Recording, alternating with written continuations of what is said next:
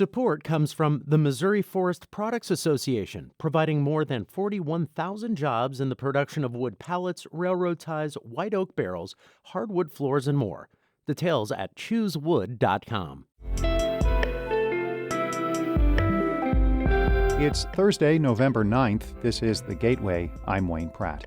Congresswoman Cori has long been an advocate for the Palestinian cause, a position that elicits passionate backing and backlash in her district. I am not going to sugarcoat anything because the people of St. Louis did not send me to Congress to pacify people and to make people feel comfortable. Coming up, St. Louis Public Radio's Jason Rosenbaum reports on how Bush's constituents are reacting to her criticism of Israel's military action. The Missouri Supreme Court is again considering Medicaid funding for Planned Parenthood. As St. Louis Public Radio's Sarah Kellogg reports, the state is appealing a lower court ruling saying it must pay the organization for treating Medicaid patients. The hearing comes 3 years after the Missouri Supreme Court ruled 6-1 the state legislature must pay Planned Parenthood for treating Medicaid patients. Now the issue is again before the state's highest court. The state legislature in 2022 allocated nothing in Medicaid reimbursements for organizations like Planned Parenthood, which perform abortions in other states. In Missouri, Planned Parenthood provides services like STD and cancer screenings, as well as providing contraceptives.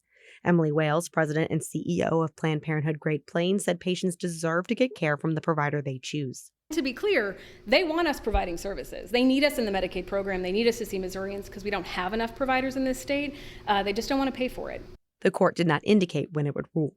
In Jefferson City, I'm Sarah Kellogg, St. Louis Public Radio. The Missouri House Ethics Committee will likely hold more hearings on Speaker Dean Plocher. Chair Hannah Kelly made the comment after meeting behind closed doors yesterday for more than 2 hours. The Missouri Independent reports Plocher is the focus of an inquiry into personnel matters and an allegation of unethical conduct. He submitted reimbursement requests for expenses already covered by his campaign. The lieutenant governor candidate says he's paying back the money. Illinois lawmakers are putting the finishing touches on some bills with only one full day left in the fall veto session. The House could take up a measure today allowing new construction of small nuclear reactors. The Senate approved the proposal this week. Senator Patrick Joyce says it's time for the state to move forward. As technology changes, we need to make sure that we change with it. This is a good step. There's a lot of new manufacturing that we're trying to push in the state of Illinois. They have to get that power from a reliable source. Also, the Senate has yet to take up a bill allowing legislative staff to unionize. It's already made it through the Illinois House and could return next year if the Senate fails to act this week. Fontbonne University in St. Louis is mulling program cuts to address financial problems and lower enrollment. The Post-Dispatch reports officials might eliminate more than 20 degree programs. Nearly 20 faculty members could lose their jobs. Fontbonne has a roughly $5 million shortfall after revenue dropped by almost $15 million in the last decade. The university also says enrollment dropped 60% in that time. The school currently has about 875 students. Fontbonne tells the newspaper it's addressing, quote, shifting economic and financial circumstances like many other universities. A program at Washington University aims to help scientists and students use artificial intelligence to tackle the effects of climate change on communities. As St. Louis Public Radio's Chad Davis reports, it involves environmental, engineering, social sciences, and computer science students. The AI Access program aims to use technology to better understand how climate change affects communities and public health. The university aims to recruit 49 students from different disciplines. William Yo is a WashU professor and director of the AI Access program. He says AI can be used in various ways, including helping scientists create better climate models. AI could help to speed up computer simulations of, say, climate models to make them more accurate, to make them more real time. It could be used to improve predictions. The program is funded by a 5-year, $3 million grant from the National Science Foundation. I'm Chad Davis, St. Louis Public Radio. A popular reading program founded by country music icon Dolly Parton is now available throughout Missouri. St. Louis Public Radio's Marissa Ann Lewis-Thompson reports. Missouri is the 14th state to launch a statewide Dolly Parton's Imagination Library program. Kids 5 and under will be mailed a free book each month until their 5th birthday. The goal is to foster a love of reading at an early age and improve literacy. Jimmy Dolan enrolled his now 4.5-year-old son in the program before the statewide expansion more than a year ago. His son is always looking forward to getting his monthly book. Dolan says the program has already made a difference. His teacher is saying, we're heading into kindergarten next year, he might already be ready to start working on sight words or some different spelling patterns. Missouri is the first state to fully fund the program for all children to participate. I'm Marissa Ann Lewis Thompson, St. Louis Public Radio.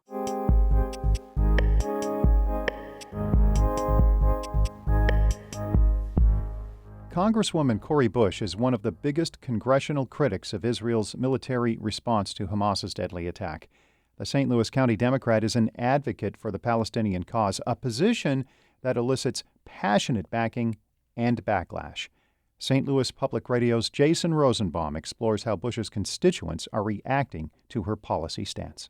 Bush is part of a group of Democratic members of Congress who traditionally have been critical of Israel's treatment of Palestinians, and her views on the issue have come into sharper scrutiny after Hamas's October 7th attack prompted Israel to embark on a bombing and ground campaign in Gaza that has killed thousands of civilians. Bush is one of the leading voices for a ceasefire, sponsoring a resolution she says is popular with the public and world leaders.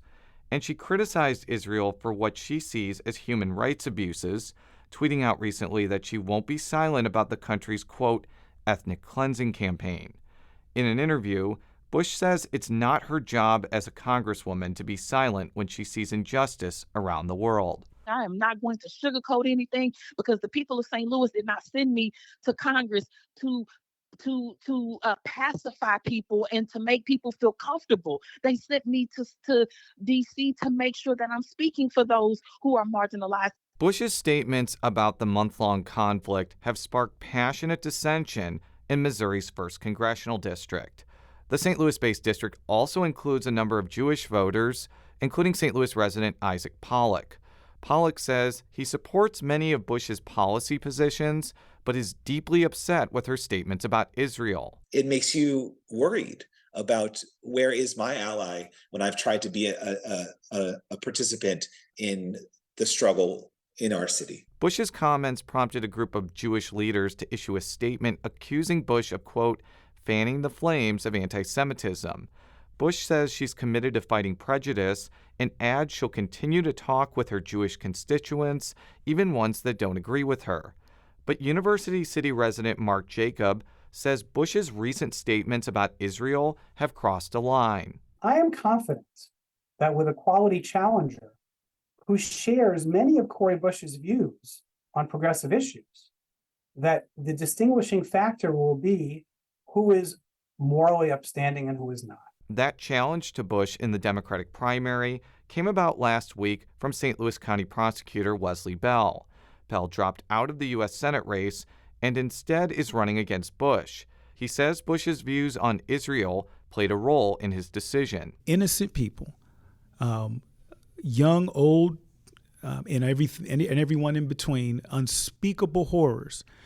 And we are not expecting Israel to be able to defend itself. Bell also says Bush's calls for a ceasefire are misguided, but some in the 1st District support her criticism of Israel. Bush supporter Montega Simmons says Democrats who are going after Bush and her congressional allies are out of step with public opinion. And even though some of the people that are targeting them think of themselves as mainstream, they're very much to the right of where a lot of folks are living. And moments like this allow them to not only shine a light, but lean in on anxieties and fears. Others are unhappy with Bell, who, like Bush, was seen as one of the biggest political success stories from the protest movement over the police killing of Michael Brown. And Palestinian Americans like Naveen Ayesh are upset that Bell is citing Bush's views on Israel as a reason for running. And it makes me angry that, someone like Prosecutor Wesley Bell would decide to jump into this race knowing that she's a champion on human rights, not just for Palestinians, but any humans. I mean, when does a congresswoman not speak out for any oppressed person? Whether Bell can beat Bush next August could depend on whether her statements about Israel erode support from the racially diverse coalition that elected her to office. I'm Jason Rosenbaum, St. Louis Public Radio. Our Fred Ehrlich edited that report. Before wrapping up, St. Louis's Major League Soccer team is looking to build on its record-setting first season despite being swept out of the playoffs. City SC held its end-of-season media conference yesterday. Sporting director Lutz Pfannenstiel says focusing on an expansion team record 17 wins instead of dwelling on the playoff loss to Kansas City will help prepare for next season. The way we played, the results, the records we set, that must be in the front part of our brain, and obviously also realize for next year it won't be a children's party, it will be even tougher than this year. This year's success means City SC will begin play early next year in a tournament with some of the best teams in Central America, North America, and the Caribbean.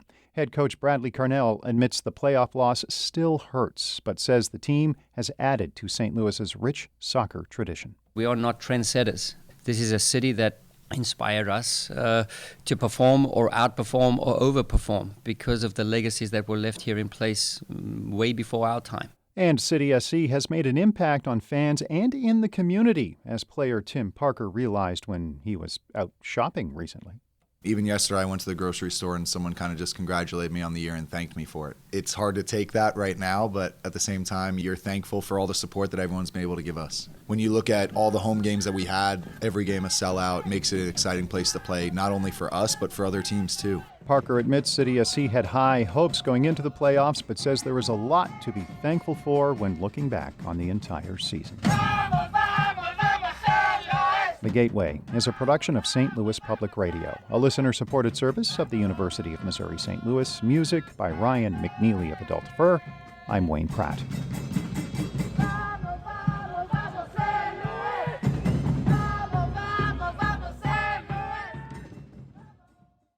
Support comes from Missouri Forest Products Association, committed to sustainable and sound conservation of the state's forests, which support more than 41,000 Missouri jobs, resulting in a $10 billion industry. ChooseWood.com.